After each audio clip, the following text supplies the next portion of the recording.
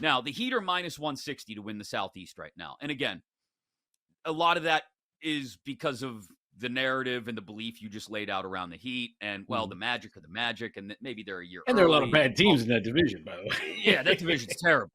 But I would make an argument. If we could get to a point where the Heat are plus money to win the Southeast at some point down the stretch, then I would jump on that, because to your point about wanting to stay out of the play-in tier, they're right there on that brink right now. They're 7th seed in the East, and they're going to be battling for positioning the entire way down the stretch, which I think will naturally lead to them winning the Southeast. Again, the value isn't nearly the same as betting them to win the Eastern Conference, but my belief in their ability to accomplish the task and for me to win the bet is nowhere near the same as them winning the Southeast Division. So that's something I have an eye on in regards to the Heat. I'll be curious, too, to see how the Pacers handle things. It's going to be a celebration of Tyrese Halliburton this weekend, and that's not a bad thing in the Pacers, but I get the sense that the shakeups at the trade deadline have them kind of like they're trying to find their sea legs again. The Pacers fall back into a play-in position. That's not a team I want to play in a one-and-done scenario. I just don't. I'm sorry. They will figure it out down the stretch, and they will be very, very dangerous on the Eastern Conference side of things once we get to that point. But all of those teams, and then we didn't even mention the Cavs either. I mean, the 9-game winning streak, 18 out of 20 now. That's a team to keep an eye on. That I think, much like you talked about J-Rod with Tibbs and how he can grind his guys down, you would hope that the Cavs don't lose the forest for the trees and understand, yeah, it's great that you're hot right now in January and early February. This is not the end-all be-all. Take a deep breath. Maybe take your foot off the gas if you have to. Move over out of the passing lane if you have to. It's okay to finish 3rd instead of 2nd or even 4th in the Eastern Conference, and nobody's going to crush you for it. The race is not to finish 2nd or to maybe somehow chase down Boston for the 1 seed in the Eastern Conference. If you're able to pull that off, that's great, that's grand, that's wonderful. But the race, if you're the Cavs, is get to the playoffs in a spot where you feel like most nights you can still find the kind of game you've had in January and early February, and don't beat yourself up and wear yourself out trying to chase down Boston, which is so far off on the horizon now, or clinching on to that 2 seed for dear life. Like it's okay to finish 3rd or 4th. But the Cavs, if they show up to the playoffs healthy and not killing themselves to get there, very dangerous. It does stink. It absolutely does stink. But I know I'm down in South Florida, but Jaime Jaquez Jr., my friends. Triple J. Okay. The guy was a high school dunk champion. LA, he's used to the bright lights. UCLA, ice veins. I think he's a great story. I think this could be his coming out party. I would put money on Jaime Jaquez Jr. winning the dunk contest. 8-1, J-Rod. 8-1. What are we doing with Fanatics and Nike and these jerseys? For those that haven't seen it yet, most of the players hate them unless they're being paid to say they like them. Nolan Arenado. These things look like trash, Rob. Dude, I'm a uni guy, right? Like I am a firm believer in the concept of look good, feel good, play good, win good. I've got jerseys hanging all over my damn house. I'm a jersey guy.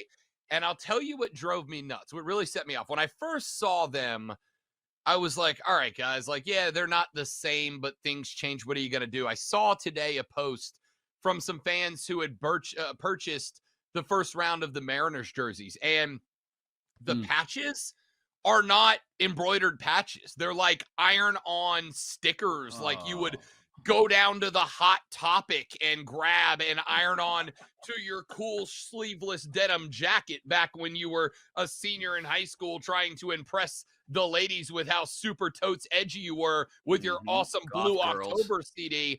And that's what we're putting on these jerseys, man. Like, I am always good for jersey changes, new stuff, old stuff, mix and match, contemporary, whatever. Give me a great look. But you are you're ironing on patches onto the on-field jerseys, guys. What are we doing, boys? What are we doing? Yeah, and Cheapening the game. the players have taken pictures of them and have posted them on their social media, and they look so cheap. Like, I went to Santee Alley in LA and I bought myself a fake Rolex, a Louis Vuitton, and I finally got myself a Dodger jersey. And the Dodger jerseys, by the way, they made the red number in front smaller, so the jersey looks like it's about a size too small. Yeah, it's not good now. The spring training hats are fire. I'll give them that. The A's, the A's spring training hat, the yellow one with the green, fire. But that's about it, brother. I saw the back of, God, was it Boston? And like the nameplates are smaller, so it almost looks like they're mismatched. I'll put it this way: if I showed up to like my beer league rec softball league and these were the uniforms, I'd be like, yeah, that's not bad, right? If this was beer league softball, but they look cheap, they look to me like somebody at Major League Baseball forgot to order the uniforms at the beginning of the offseason, and then this was just what they could put together real quick on the fly. Right. Except for we're a month and a half away and you're Major League Baseball. I happen to know for a fact that you guys have a lot of freaking money. Maybe just not do this, guys. Come on, get it together. This is Rob Manfred. This is why nobody likes you. I don't know if it's Rob Manfred's fault, but I'm blaming him. Rob Manfred just is not a likable guy. I'll put it that way. That's the nice, easy way to put it. What he has done, though, J-Rod, and we agree on this much, is he brought pace of play initiatives in. They worked.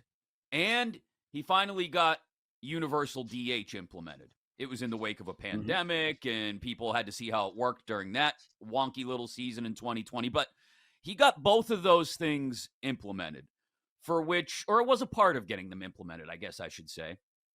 And for that, I am at least minimally grateful to Rob Manfred. Now, has he still failed to do anything about, evening out the salary structures from the tops to the bottoms, the haves and the have-nots? No. Has he encouraged those owners who don't want to spend money to spend any more? Has he put any more limits on those owners that will spend $250 million without blinking? No. So there's still not nearly as much parity as there could be and as there is in the other three major professional sports. But I guess I'm trying to find the silver lining in Manfred's administration here. And I could come up with universal DH and pace of play. And for that, I guess we should be grateful that he got something done. Yeah, I mean, the way I look at it, remember, he works for the owners, right? That's he is at the beck and call of the owners. And at the end of the day, the good has been really good. Pace of play DH. The bad has been really bad. The A's are going to be nomads. The Astros cheating scandal and giving those players basically immunity, and so nobody was held responsible. Huge extremes. But at the end of the day, baseball is more relevant and more popular than it's been in a generation. Okay, it's been 25 years since baseball's been popular. Okay, they had 70 million people go through the turnstiles last year. I think the World Baseball Classic has been one of those reasons.